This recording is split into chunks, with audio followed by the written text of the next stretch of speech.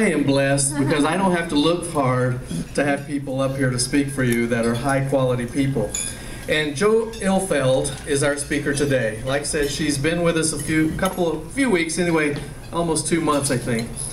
And she has gotten her PhD at UC Berkeley after attending Yale College. Now I looked up Yale College, just so you'll know, I'm thinking, is Yale College some little college that nobody's ever heard of? Because I always thought it was Yale University, but it's not. It's Yale College, and it is the real Yale.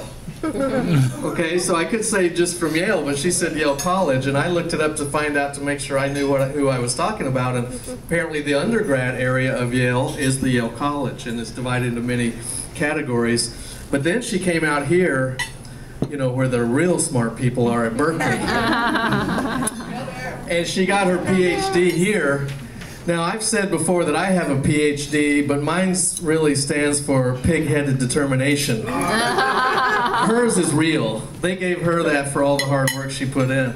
And then she built a successful 7-figure online business while raising 3 young kids. Wow, awesome. And so while she was running her business, she made a decision that living in the state of overwhelm was not the kind of life she wanted to live, and immersed herself into learning everything she could from the experts about how to run your business better and design a more fulfilling life on your own terms, on her terms in this case. Nice. So Jo found that using certain strategies, she was able to work significantly fewer hours and had her business growing even more and working more smoothly. So today she's going to share these experiences with us and these scientifically proven methods, along with her natural intuitive abilities, to talk to us about how we can grow our business and maybe work a little bit less hard at it, but at least not be overwhelmed all the time. So join me in welcoming Jo Ilfeld.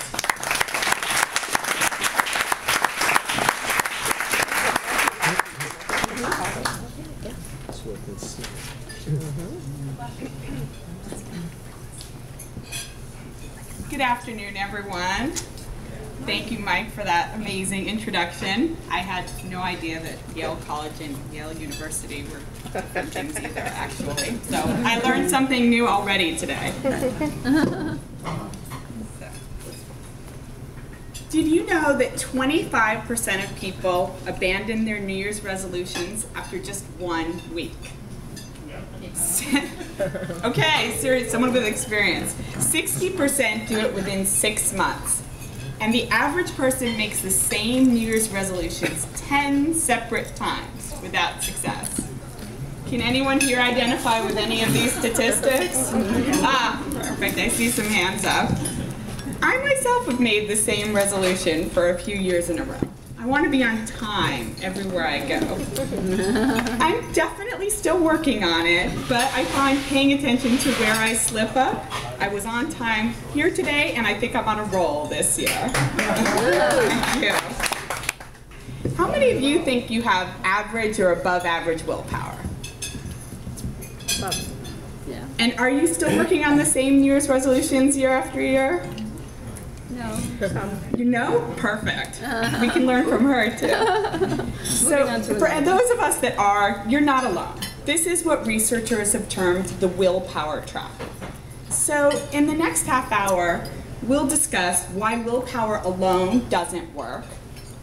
You'll discover some great tips and strategies you can use to work around the willpower trap. And we'll talk about the best way for you to avoid the willpower trap and be more productive at work. So there's a fascinating study done about radishes and chocolate chip cookies.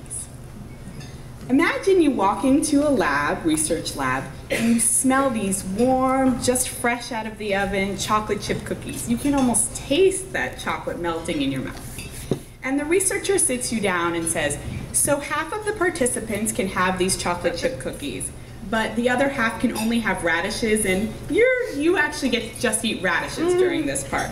So they're talking to you, they're doing some exercises with you, and the whole time you're just smelling these cookies and trying to hold yourself back from stealing one when the researchers aren't looking.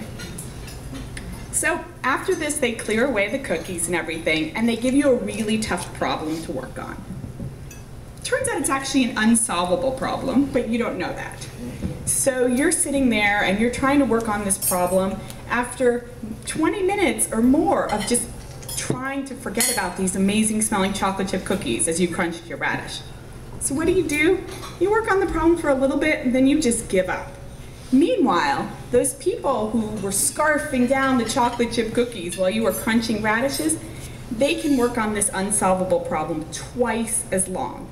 They have more focus and they have more concentration, and they're not giving up the way you are. So I bet you're wondering what this has to do with you. Willpower, researchers have found, is a lot like a muscle. And just like you wouldn't go to the gym all day, every day, and lift weights because your muscles would get tired out, a lot of us are just relying on willpower alone to get through our biggest goals and put our business plans into action.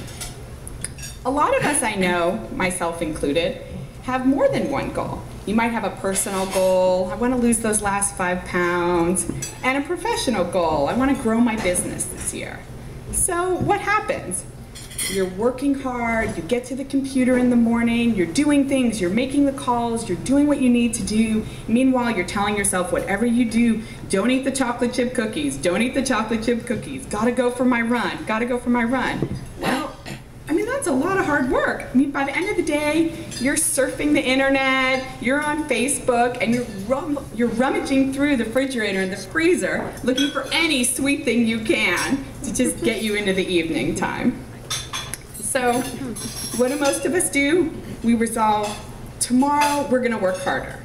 I'll do better tomorrow. I'm not even gonna look at the sweets in the freezer, and I'm gonna focus completely on my work instead of getting distracted. And the cycle repeats itself. So we get to this place where we're constantly blaming ourselves for not accomplishing what our biggest goals are. And meanwhile, we still feel tired, overwhelmed, like we're not exercising enough. And for some of us, we even feel like we're on the edge of burnout. We're working so hard. This may seem obvious to many of you. Making progress on meaningful goals makes us happier. But the problem is people think the only way to do this is to work harder to accomplish more. And that can actually turn against you and drain your willpower so that you lose focus when you need to do the really important things that need to get done. Touch base with the important clients, get that important report out the door.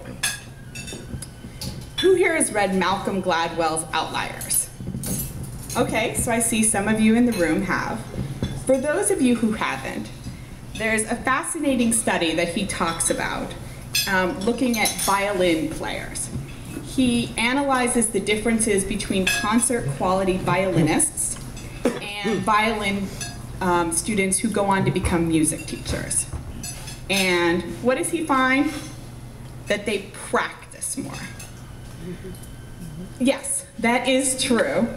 However, there's actually a lot more when you dig deeper into this study that tells us about how high-performing, really successful people are accomplishing their goals.